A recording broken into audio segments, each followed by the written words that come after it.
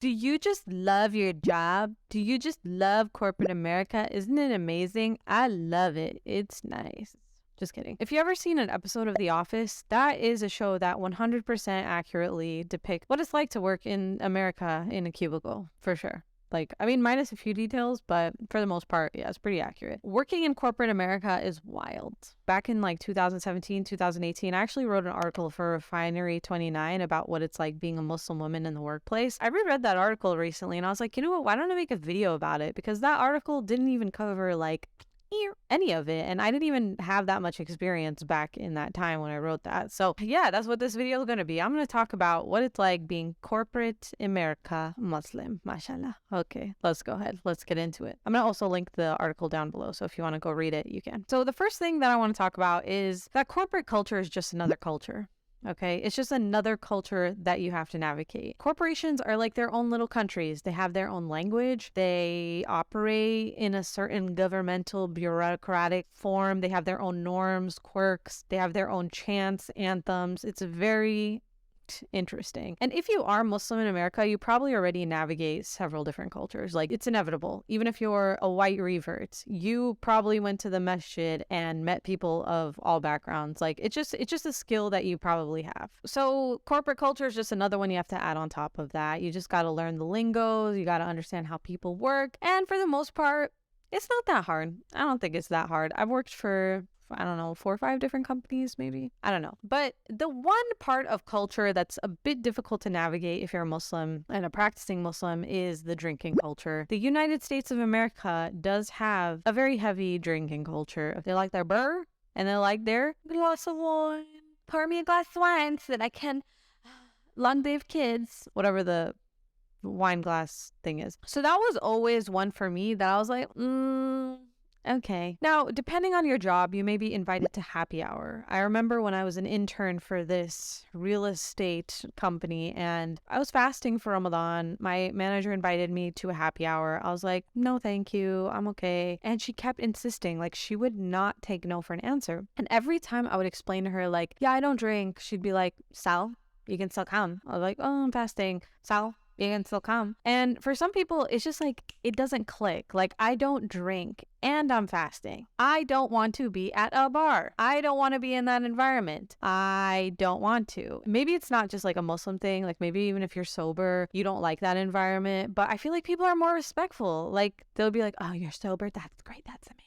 It's not part of my job to go to happy hour. I don't want to do it. So there's also a lot of pretending that goes on, you know, when you're in those kind of environments. I will say that there are some industries and jobs that actually require you to like schmooze and do all that stuff with clients. I've been lucky enough that I don't think it's really impacted my advancement or my work in a job. But there are jobs like that if you don't get your burr with your buddies or you don't, you know, join happy hours or take clients out and, you know, get them a little buzz, like, you're not going to progress. And that's just, it is what it is. But that's not completely true. Like, I'm not saying that everything is like that. You can definitely advance. You can still have a good career. It's not something that's going to prohibit you. But the point that I'm trying to make overall is that company culture is something that you can navigate. It's just the drinking culture that's a little difficult if you are a practicing Muslim. But moving on from that, going back to the idea of company culture, and I want to talk a little bit about discrimination. So I think company culture is very important for whether or not you feel safe. I knew this guy, he was kind of like Arab uncle, and when I started this job, he was telling me about how he had this incident where this guy who was in the military, he had joined the company and he kept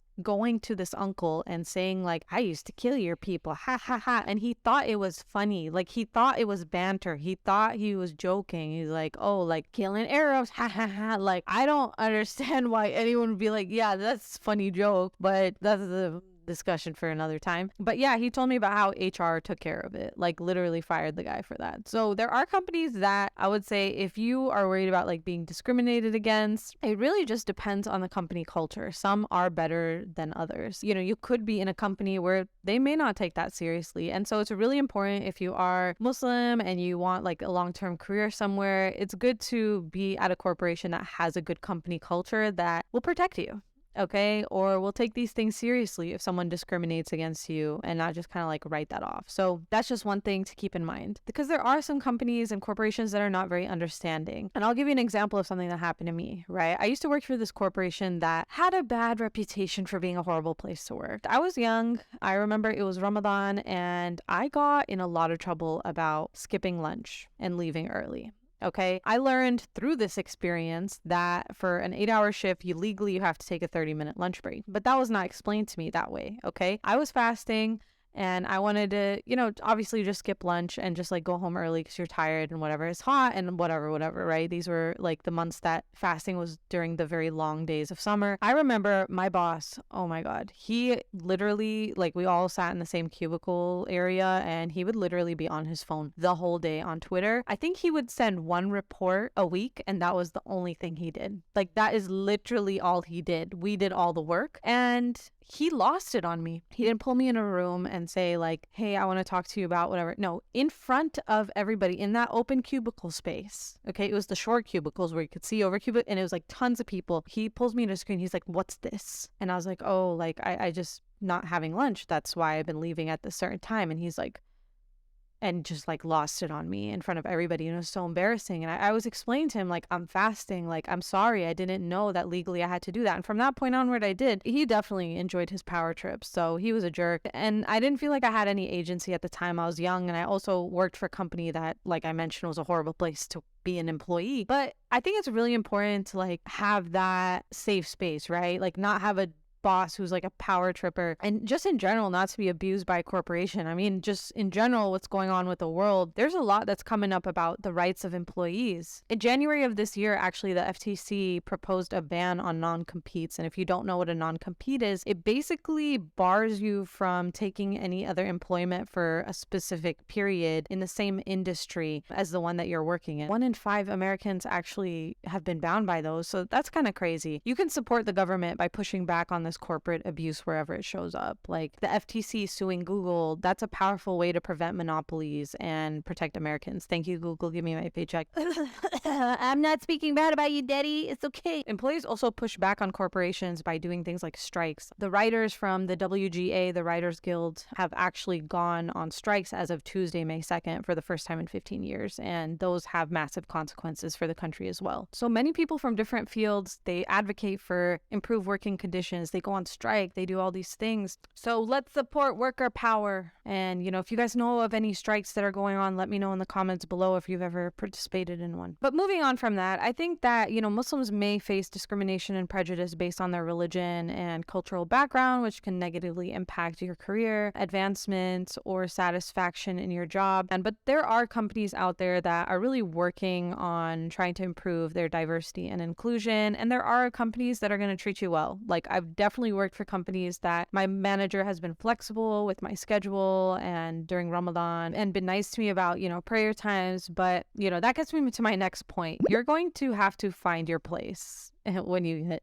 to a company. And what I mean, like, that's even like physically, okay? You're gonna have to find a place to pray. I had this one job where I was so irritated, and if you're a new mom, you can totally school me on this, but there was this mother's room where I would go and I would literally pray for max like 5 minutes. Yeah, I got in trouble for that, and I didn't feel comfortable with other rooms. Like, there were other rooms that didn't really have like a lock, or like people could just walk in. And when you're praying, as you know, like, it's very like weird if like someone just walks in and you're praying, because they don't know what you're doing. People don't know what namaz is. And so anyway, I always used to be like really tense, like, oh my God, someone's gonna see me, someone's gonna see me. So, every job that I've had, I've tried to like go and scope that out. And so with this one job, I got in trouble because I was using the mother's room, and my manager, who I did not get along with at the time, I mean, she wasn't a very good manager. She was like telling me that I should find something else on the first day. She's like, you're too young, don't do this. I was like, bro, just help me get through this job, okay? She was a horrible manager. But anyway, there was a door right next to her cubicle, like literally right next to it, where you could literally just sit and use the phone. There wasn't even like room to like stand or do anything, right? And she had like full view into it. And she's like, you can pray in there. And I'm like, I'm not doing that. I'm not doing that. Anyway, it was a struggle at that job to find a place to pray. I always had a hard time finding a place. If you know other Muslims, you can you guys kind of do the same thing, you can figure it out. Like in my previous job, I had that where like I was praying in a certain room and I was like, oh yeah, I just like book meeting rooms and I'll just like pray in there. And the guy was like, oh, you should try this room. And then after he said that, like, I was like, there were 3 Muslim people who used to like come out of that room. I knew if someone was in that room, like it was another Muslim person. So like he hooked it up. So sometimes you can find other Muslim people and they'll tell you where to pray.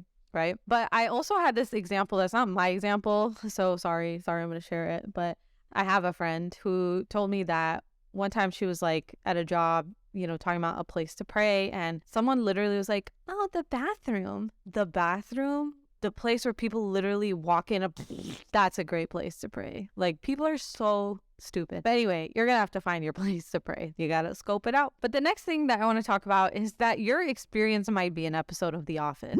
Oh my God, there were so many funny and cute moments that have happened in my time in corporate America. There was a lady one time, she walks up to me and she's holding a Quran and she opens it and she's like, do you know what this is? And she's holding it upside down. And I was like, yeah. And she's like, can you read that? And I was like, yeah, I can read it. And she's like, is it Urdu? And I was like, wow, I'm so impressed that you know what Urdu is. But it's not Urdu, but it was so cute. And then she handed me the Quran. I guess like some employee had left it, who left the company and left it in his cubicle. And so she gave it to me. That was just like a really funny, cute moment. So you have a lot of those kind of moments. I also had one time where my boss like walked in on me praying, like just about to pray. And I felt so awkward because I didn't know how to explain to him what I was doing. And he just looked at me and he just like walked away.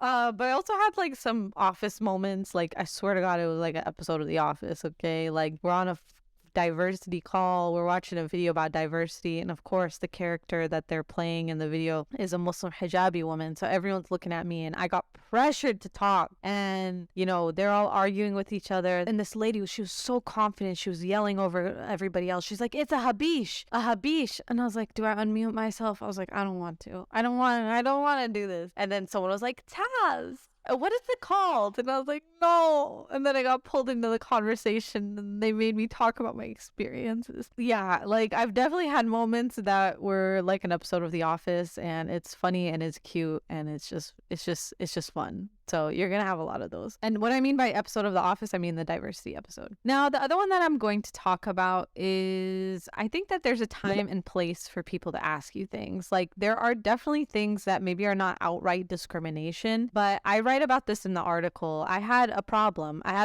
with this, especially as an adult looking back now. When I was just an intern at this company, we would have these lunch and learns where people who are like CFOs or whatever, like executives from the company, would do these lunches with the interns and answer questions. And they were pretty small and intimate, maybe like 10 people. And so one time the CEO of the company came down, and he was a former Republican politician. I looked him up, and when we went out around the room and were like saying where we were from, he did not let it go. When I said that, oh yeah, I'm from Denver, I grew up in Denver, he couldn't handle that. In front of everybody, he goes, no, where are you really from? And I was like, I'm from Denver. He's like, where are your parents from? Where did they immigrate from? And I was like, Pakistan, but we're from Denver. And he just did not like that. And then he took the opportunity to be like, I love immigrants. Immigrants are the best thing for this nation. He did a whole political speech. And I just sat there like, this is so embarrassing. Like, you didn't single out anybody else from this room. Like, fine if you singled me out and you're like, I heard about your good work. No, you had to be like, I want you to tell me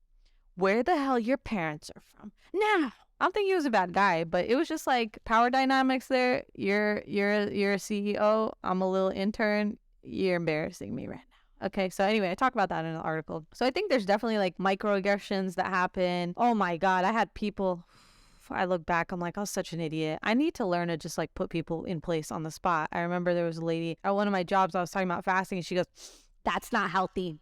That's not healthy. And I sat there and I was like, is that what you say? Like when someone says, yeah, like I'm fasting. Oh, you fast all day? That's not healthy. I'm like, girl, you don't look healthy. I'm sorry to be mean. But when I looked at her, I was like, are we doing this right now? Like, are you some sort of fitness coach or health coach or life coach? Because you're working at the same company I am, and you don't seem like, you got it more together than I do. So please be quiet. But yeah, you get a lot of microaggressions. But there are time and places for people to ask you things. I guess what I'm trying to say is that you should also be comfortable enough to speak up and put people in their place as well. It's a game. It's a game. It's a game we play, right? Someone says something, it's a dance, and then you have to say something back. But I never used to do that. I would just let people say stupid shit to me. So anyway, okay, the next point is about schedules. Your schedules probably will not align. Now, when it comes to Ramadan, I've been lucky enough that I had managers who were like, take your time, log on when you want. It's fine, not a big deal. Or like prayer times, like it's fine. But then you had managers who was like, you know, big jerk guy over there who really like made me almost pee my pants. Yeah, I was very embarrassed. So sometimes your schedules may not align. This is something that I have a difficult time with at times when it comes to Ramadan. Like I'm like, I would just love to experience Ramadan in a Muslim country. Like, I would just love to experience Ramadan in a way that everybody's doing it and it's a holiday and like you actually get time off, and like Eid is a real holiday. You don't have to take your PTO for that. Like, that's something that I just dislike, but it's just part of being a minority in the US. It is what it is. But yeah, those are my thoughts. I hope you guys enjoyed the video. Like, comment, subscribe. I'd love to hear about like any tips or tricks that you have being corporate Muslim in America and corporate America, or what your experiences were. And yeah, love you guys. Okay, TazzyPhe out. Bye.